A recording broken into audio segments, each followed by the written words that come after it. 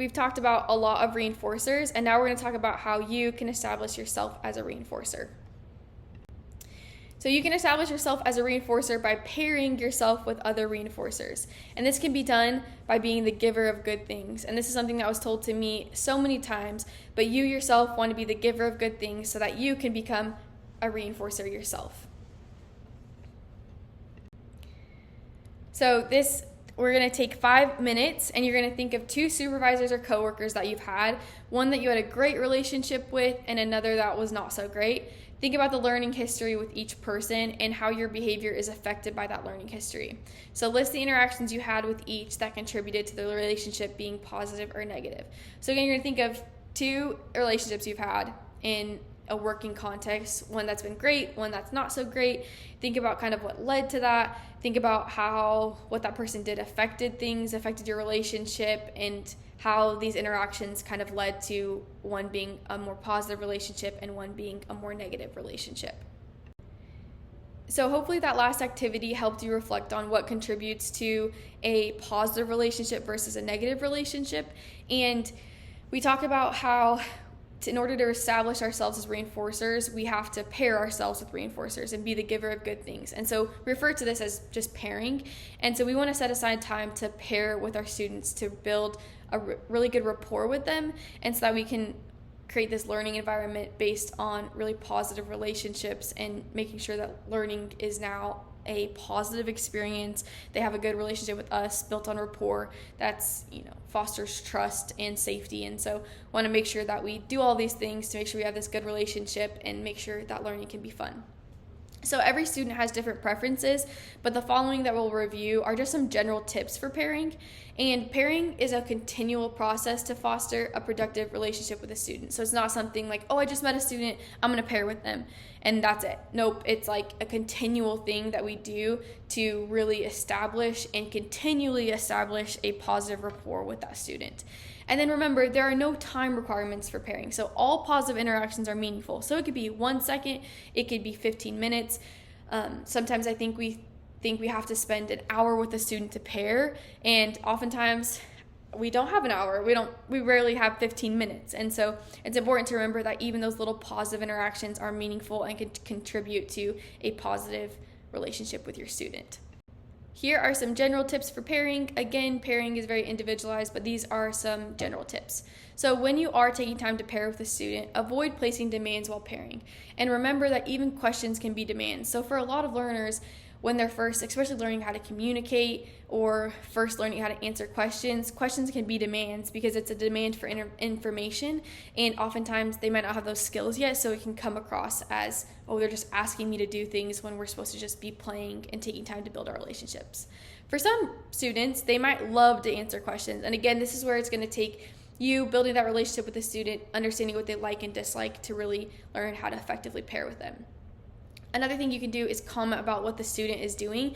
So the student's playing like, oh my goodness, you're playing with cars. Like, wow, that's such a cool car. That car's red. Now you're launching it off the table. That's so cool. Like, you're just going to comment about what they're doing. And then you can imitate or join in with what the student is doing. So maybe they're spinning around a circle. You're going to spin right with them. Or maybe they're spinning a car on the upside down, and you're going to do that with them. And then maintain a preferred affect. So some kids love high affect. So you're super animated and you're having a great time. Some kids might like more of a neutral affect. Again, it's just going to take time to learn what your kid likes and dislikes. And then you'll also want to get on their level. And so you want to get on that non-confrontational level. So you're sitting right by them. You're right on their level. You want to follow their lead. So maybe they're playing with cars and then they go play at the sensory bin. So follow their lead. Add to the environment. So expand on what they're motivated by. So maybe they're playing with one car and you have a bag of 10 cars, so grab those cars and bring them to the environment. Again, you're adding to the environment, you're being the giver of good things. And then you want to make sure that you have environmental enrichment. So if you're taking time to pair, you don't just want to be in a blank room with nothing to do. You want to make sure you've got like a lot of fun toys out and around the student. You want to make sure you've got a lot of activities set up, things for them to do, and things just really foster some interactions with them and making sure it's a really positive experience for them. Here are some things to avoid while pairing. So we want to avoid asking excessive questions. Again, some kids might love questions, but most of the time, questions are often demands for kids to just answer questions. And so we want to make sure we avoid that because this is a time to build a relationship, not place demands. We also want to avoid correcting the child, and we also want to avoid controlling how the child plays. So obviously, if there's something dangerous or something life-threatening, things like that, we can intervene. But for the majority of the time, we want to make sure we're following the child's lead, letting them play how they want to play, and avoiding correcting or controlling them. So then we also want to avoid placing demands, and we also want to avoid ineffective affect. So maybe we have a student that really likes high affect and a neutral affect is going to be ineffective. Or maybe we have a student that really likes neutral affect and gets overwhelmed by high affect. So we want to make sure that, again, we're not using an ineffective affect with them. We also want to avoid saying nothing. We don't just want to stand there like a robot, not saying anything. We want to comment on what they're doing and really try and be involved with what they're doing.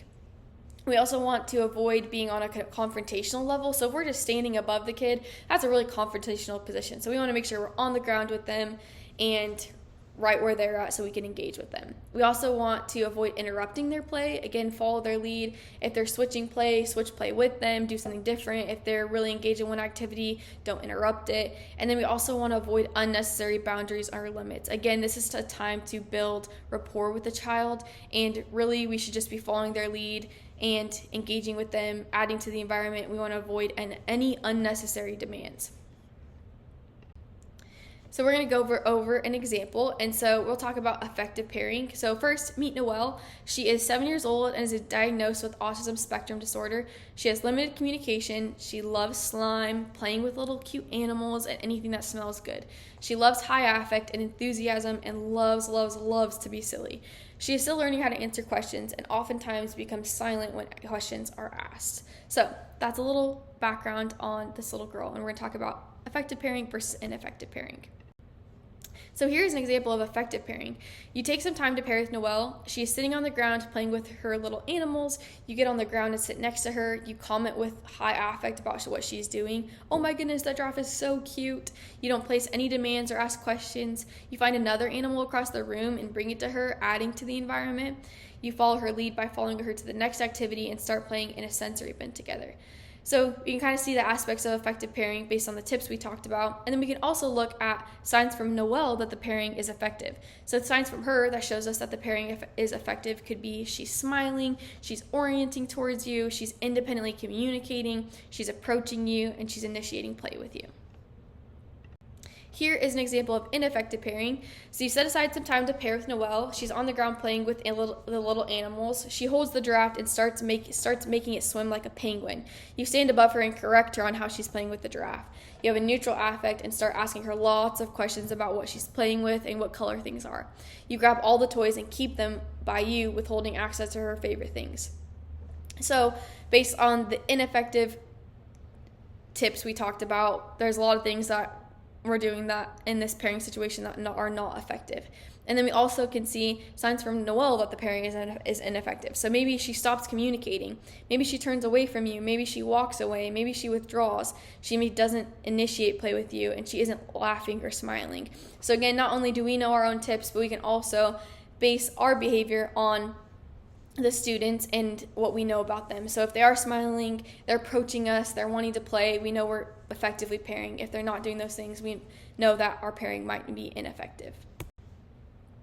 Review time. Which of the following is not a tip for effective pairing? Placing demands, commenting, adding to the environment, or getting on the child's level. So take some time. If you need to pause the video, you can. The answer is A. Placing demands is not an effective tip for pairing. So we really want to make sure that we're not placing a lot of demands. Again, this is a time to build a relationship with the student and not place demands. So we want to make sure we're doing things like following their lead, commenting on what they're doing, adding to the environment, and getting on their level. Now it's time for a 15-minute activity. So you're going to record yourself pairing with a student if possible, or another child. It could be your own, your family members, your friends. You're going to take a 5-minute video of yourself pairing and then rewatch the video and rate yourself on a scale of 1 to 5 on how well you did following the tips that we discussed previously. Note the things that you did that seemed to be preferable. Note the things that you did that seemed to be ineffective. Remember, not all strategies will be preferred for every child, so you're gonna have to adapt based on the child's responding. And it might feel a little weird to video yourself, but I promise it's one of the most effective ways to learn these skills because you're being able to see the things that you do just naturally. When I first did this, I realized how many questions I was asking that I didn't even realize, or maybe how many little demands I was placing that I didn't really even realize. So videoing yourself, it might feel a little awkward, but I promise it is a very effective way to learn and kind of learn more about yourself and reflect on what you're doing and improve. Now we'll talk about using reinforcement in your classroom specifically. We've talked about a lot of the things that we can use in our classroom, but we'll really dive deep into reinforcement in your classroom, and you're likely already using a lot of different reinforcement strategies in your classroom. Common classroom reinforcement strategies that we see often include things like token boards, first then boards, behavior charts, group rewards like marble jars or class stores, and we're going to specifically kind of dive into group contingencies in the classroom. So think of the following example. A teacher implements a marble jar reinforcement system for her classroom. If the students fill the marble jar, they get a popcorn party. They get marbles for following class rules, like following directions, helping others, and keeping the classroom clean. They usually get 1 or 2 marbles a week, and at first the class was so excited and was following all the directions and classroom rules. After 2 weeks, the marble jar was barely full, and the students weren't following the classroom rules anymore. They didn't even seem excited for the popcorn party anymore. So that brings us to group contingencies. And we're going to circle back to this example and what we kind of can do to improve group contingencies. But first, there's 3 types of group contingencies. There's interdependent, so it's contingent on the behavior of the group. There's independent, so contingent on each individual's behavior. And then there's dependent, so contingent on the behavior of one or some members of the group. So there's some considerations for group contingencies. So we want to consider the response effort to obtain reinforcement. We also want to think about ratio strain, which is something we've talked about earlier. We want to consider the preference of the class. We want to consider the fact that preferences are constantly changing. And then also for dependent group contingencies, we want to think about the fact that there's possible peer pressuring. And so this is when the reinforcement is dependent on one student or a small group of students in the class. And again, we can kind of see how this can kind of lead to some peer pressuring. And some things we can do to mitigate this is randomly selecting the student each day or using a different contingency. But these are some of the considerations we want to think about when using group contingencies.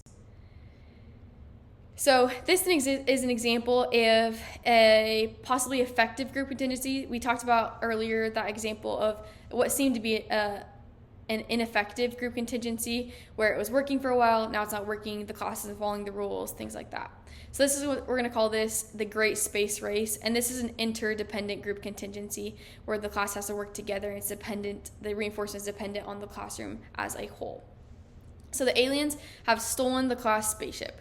The class has to work as a team throughout the day to get the spaceship back from the aliens. The class can move the spaceship by following classroom rules. If they get the spaceship back, they get 5 minutes of bonus recess. So in this example, we're incorporating class preferences. Say this class loves space and they're loving recess at the moment. And so we're using both those things to incorporate their preferences. We also want to look at the reinforcement schedule. So whereas the popcorn party earlier, it's going to take them so long to get that popcorn party, the response effort is so high. Versus this, the class gets a chance to earn bonus recess every day instead of having to wait a week, month, or year. And this can help us prevent ratio strain. But what if the class gets sick of bonus recess? So we can do things like having a reinforcer menu that they can vote on every day to ensure and establish motivation. So maybe we have this reinforcer menu, and they can, at the beginning of class every day, they vote on what they want to work for that day. And this can help prevent a lot of times what we see when a kid just gets sick of that preference. And so we could do things like maybe they could choose 5 minutes of bonus recess, 15 minutes of preferred reading time, a class lesson outside, lunchtime movie with the teacher, get out of homework free card for the whole class, 10 minutes of a class game, 15 minutes of free play in the classroom, 10 minutes to draw on the teacher's board, 15 minutes of music while working. So again, we can include a lot of different preferences that we know the class likes, and we can create this reinforcer menu to make sure that they are motivated every single day to work together for this group contingency. Now we'll talk about troubleshooting some common issues that occur in the classroom, specifically when using reinforcement strategies. So for this example, I did a preference assessment and my student loves slime. She has been earning slime time every day for lining up on time. We've been doing it for about 3 months and now she isn't lining up on time anymore. What do I do?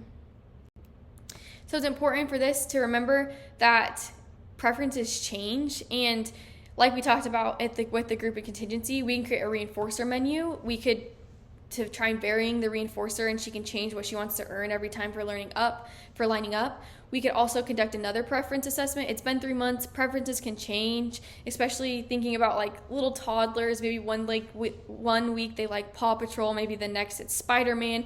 So again, preferences can constantly be changing. So try conducting another preference assessment, and then also consider changing the reinforcement schedule. So maybe we've got some ratio strain going on, and so we need to alter the ratio of the reinforcement and maybe change the response effort for this target behavior. Another example is my class earns marbles every day for target behaviors like raising their hand and following directions. They were really excited about earning a class party once they got all 100 marbles, but now they don't seem to care. What do I do? So remember your schedule of reinforcement. Perhaps this schedule is too demanding. Another example, I told my student that if he stayed in his seat, he could get a sticker. What's this problem? Don't forget to conduct a preference assessment. Again, all kids prefer different things. For your final project, you'll be creating a group contingency, and the final project will walk you through how to exactly do that for your classroom. Again, thank you for coming to this workshop from all of us at Project Access. For more information on Project Access, you can scan this QR code. Here are the resources that we used for this workshop. Again, have an amazing day. Thank you.